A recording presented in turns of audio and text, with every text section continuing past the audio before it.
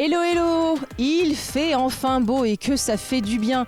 Alors j'espère que du coup vous avez bien démarré votre semaine, que ça vous a donné plein d'énergie et du baume au cœur. Tout de suite, je vous emmène à la découverte d'un village entièrement consacré au développement durable chez nos voisins en Touraine, dans le nord de la Touraine même.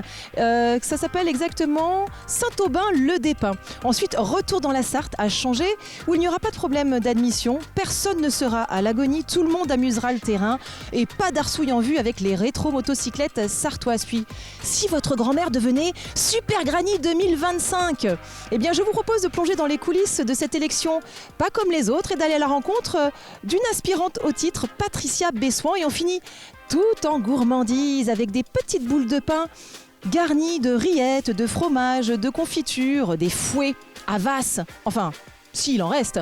Mais pour l'heure, eh bien, on file à Saint-Aubin-le-Despins. Allez. Do it yourself, c'est la devise de ce petit village de 400 habitants ici en Touraine ce week-end. Ils ont décidé de vous sensibiliser au développement durable. Alors comment ? Eh bien avec des jeux, des ateliers. Vous pourrez vous adresser à des professionnels de l'environnement et de l'écologie qui répondront à toutes vos questions. Vous allez découvrir des produits du terroir et de saison et une petite brocante. Allez, c'est parti, suivez-moi, c'est parti pour Village au Naturel. Je viens d'arriver à Saint-Aubin-le-Despins chez nos voisins Tourangeau. Je viens de retrouver Christophe Chabert qui est le président de l'association Planète au Naturel. Et ce week-end, c'est un village totalement éco-responsable. Bonjour Christophe, ça va bien ? Oui, ça va très bien. Maintenant que tout le monde est installé, ça va beaucoup mieux. Alors c'est la deuxième édition de ce bel événement. Pourquoi avoir voulu faire un village éco-responsable pendant tout un week-end ? Alors c'est une démarche en fait qu'on a depuis 2 ans. On aime bien en fait la partie vide-grenier pour en fait que le particulier, ça crée du lien en fait dans les campagnes et puis en plus ça a une démarche en fait bonne pour la planète puisque de toute façon ça part du recyclage. Hein. Oui, de la deuxième main. Voilà, la deuxième main, voilà. Donc on a ça, on a un pôle avec des professionnels parce qu'on veut qu'il y ait des professionnels en fait qui soient mis en avant pour sensibiliser les gens. Alors sensibiliser et surtout faire voir qu'il y a des choses concrètes qui se font en fait. Donc on a des gens sur l'upcycling, des gens qui vendent des plantes, enfin il y a beaucoup de choses qui se font et ça permet de mettre des démarches en fait professionnelles en avant. On a un marché producteur en fait parce qu'il y a plein de produits locaux qui sont super bons. Et de saison. Et de saison en plus, c'est toujours mieux, manger de saison. Et puis après on a tout un village associatif avec des associations en fait qui dressent des ateliers sur des thématiques sur l'environnement, le recyclage plastique, sur la nature. Le compostage, ouais, toutes les démarches en fait. Donc tous les ans on essaie d'avoir des ateliers un peu différents. Donc cette année il y a un beau panel, je suis content. Ouais. Oui, donc ce sont des démarches qu'on peut mettre nous dans la vie, dans notre quotidien en fait en marche finalement, c'est ça l'idée. L'idée, oui, c'est ça, c'est qu'en fait, on n'a pas un discours alarmiste. En fait, c'est effectivement une association à but écologique, hein, mais on n'est pas alarmiste. En fait, les choses peuvent être prises en main. On a tous un rôle à jouer au quotidien. Il y a des petits gestes du quotidien qu'on fait, qu'il faut prendre l'habitude, en fait. Mais il faut que les gens soient au courant, en fait. C'est le principal, en fait, c'est vraiment de sensibiliser les gens pour qu'ils soient responsables pour le coup. Qui prennent en fait leurs responsabilités par rapport à la planète en fait et aux déchets, à tout plein de trucs. Ce que nous pouvons générer dans notre quotidien et que finalement on ne fait pas nécessairement attention et ça tient vraiment à rien. Alors justement en parlant de tout ce qui se passe, il y a combien d'exposants à peu près là en termes de producteurs, d'associations, il y en a combien ? Alors des associations, on est 8 associations qui vont arriver au fur et à mesure de la journée.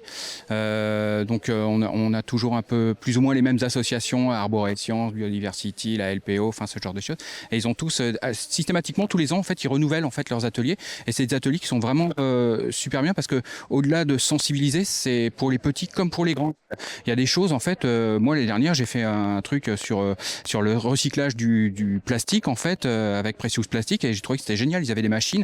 Et à la fin, ça faisait des petits toupies. Et du coup, en fait, quand on est adulte, on voit en fait que la bouteille se transforme en toupie. Et pour l'enfant, lui, il prend conscience de ça. Puis en plus, à la fin, il a quoi.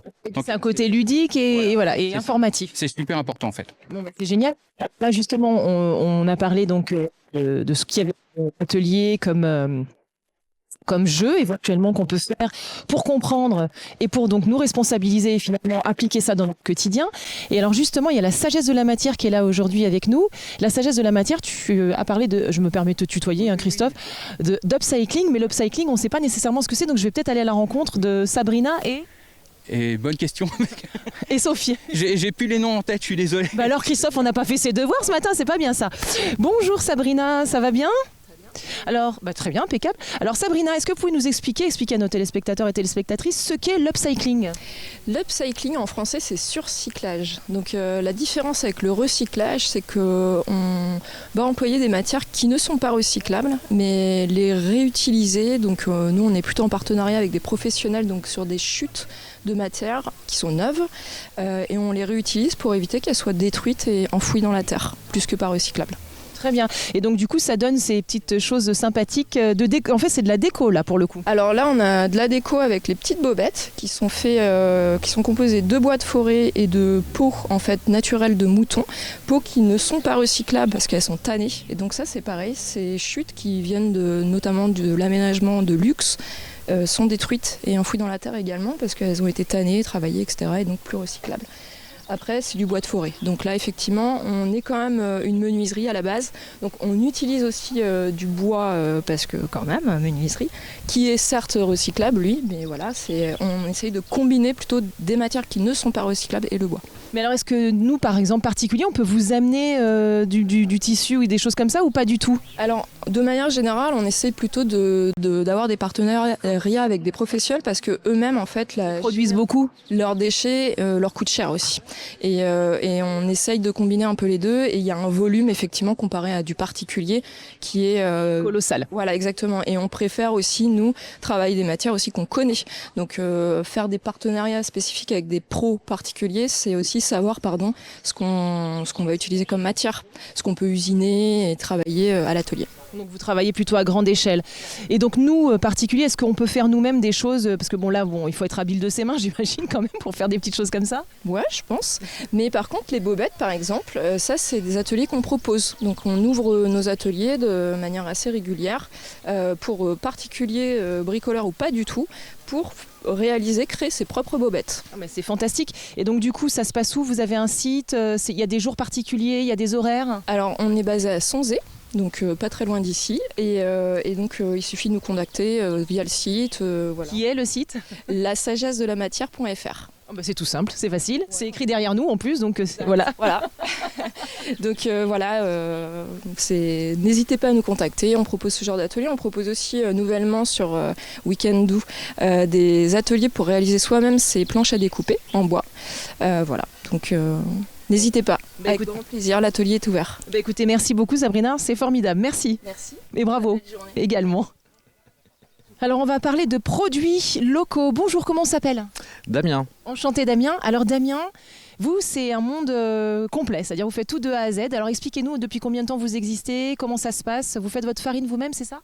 Tout à fait, donc ça fait 3 ans maintenant que je suis dans ma 3e année d'installation. Donc on cultive les céréales dans les champs, on fait la farine sous le hangar et puis on finit, pour finir, on fait du pain avec nos farines. J'aime beaucoup parce que vous me dites ça de manière très décontractée, comme si c'était un truc absolument basique. Alors vous faites quel type de farine ? Je travaille beaucoup avec de la farine T80, type T80, pour le blé. Et après, on produit d'autres céréales, par exemple le petit épeautre, du seigle, du sarrasin. Et on va tout transformer en farine pour pouvoir faire des pains, voilà, comme ils sont. Mais à l'origine, vous vous faisiez ça, c'est familial ou vous y êtes mis, comment vous y êtes venu ? Ouais, non, c'est un changement de métier, un changement de parcours, on va dire. Mais mon papa était paysan déjà, donc voilà, j'ai repris la ferme familiale, mais pour la transformer en ferme paysanne boulangère. Voilà. Et donc vous travaillez pas tout seul, j'imagine ? Si, je suis tout seul. Vous faites tout vous-même, tout seul ? Oui, après on est aidé par les amis et la famille quand même, parce que c'est dur, c'est beaucoup de travail, mais oui. Et ça représente une production de combien à peu près ? Je fais 200 kilos de pain par semaine. Ah oui, quand même. Et donc on est évidemment dans un salon, on peut dire ça comme ça, mais vous avez un lieu où vous vendez votre pain ou il faut venir directement à la ferme ? Alors oui, tout à fait. Donc je vends une partie à la ferme et après je travaille avec beaucoup d'AMAP, donc en association avec d'autres producteurs, des maraîchers, des vendeurs de bière, voilà. Et donc j'ai une grosse partie de mes ventes qui se font en AMAP, quoi. Génial. Et alors du coup, on vous trouve où? Parce que c'est vrai, on l'a pas dit. Alors moi je suis de Chemillé-sur-Dème, donc on est dans le 37 mais à la limite avec le 72. Et donc voilà, je sais pas quoi dire. Non, mais c'est très bien. Il y a une adresse précise. Vous avez quelque chose, un site ou pas du tout? Non, pas encore. En fait, là, la ferme, elle est en train de s'agrandir parce il y a 2 maraîchers qui sont installés début janvier et puis une pâtissière qui m'accompagne aussi maintenant. Donc, elle est pas là aujourd'hui. Ils sont pas là aujourd'hui. Donc, on est 4 maintenant sur la ferme.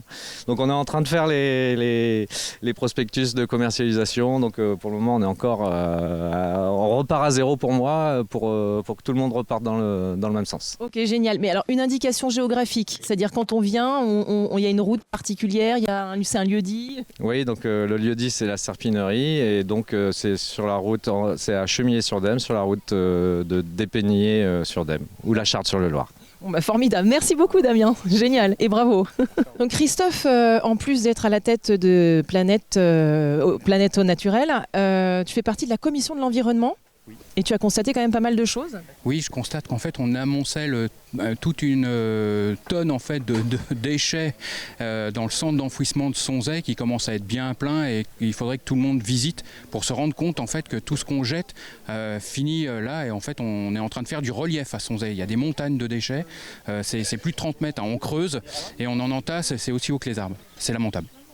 Et alors justement là on va aller voir Terraform qui est une association qui est là pour expliquer aux gens comment ça se passe, combien de temps vivent les déchets justement et que donc la gravité du fait de jeter comme ça de manière sauvage. Oui c'est ça, voilà, il propose un jeu en fait qui permet de prendre conscience que jeter un mégot de cigarette, jeter une bouteille c'est pas anodin, on pense que c'est jamais qu'une bouteille mais ça a une durée de vie très très longue et c'est catastrophique. Voilà, ça gâche la planète. Bon, je vais aller à sa rencontre. Bonjour, quel est votre petit nom?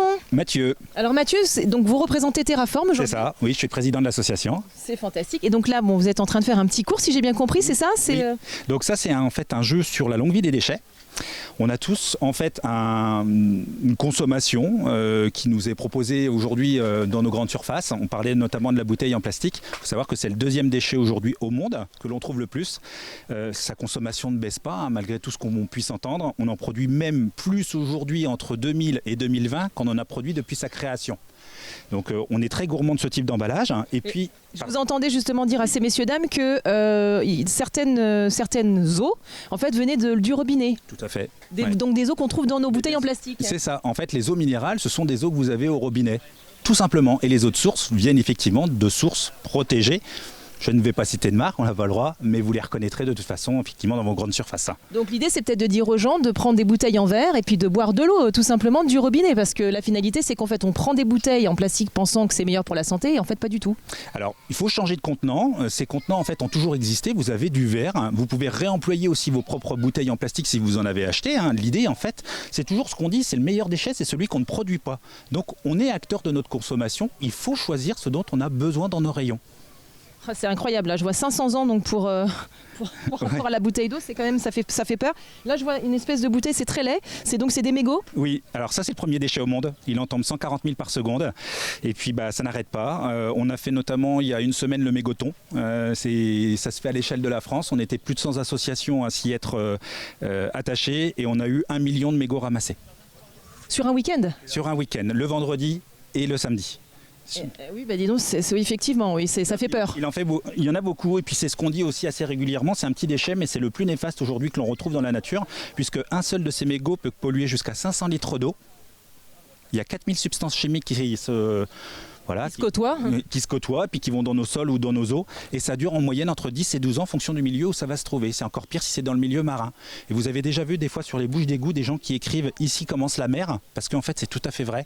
Ce que vous trouvez en fait à proximité des bouches d'égout vont arriver dans nos rivières puis nos océans. Oui, donc vraiment, il faut faire très très attention. Donc Terraform, il y a un site, on peut venir vous voir pour faire des ateliers justement pour se sensibiliser. Alors je propose des ateliers auprès des plus jeunes, mais à partir de 10 ans, parce qu'il faut quand même avoir une petite connaissance sur la lecture et c'est quand même plus agréable et plus facile. On peut le faire aussi auprès des entreprises, des collectivités, des mairies. Voilà, on propose nos services à qui veut apprendre et apprendre en s'amusant. Bon, bah, écoutez, c'est formidable, bravo et merci beaucoup. Merci à vous. Merci.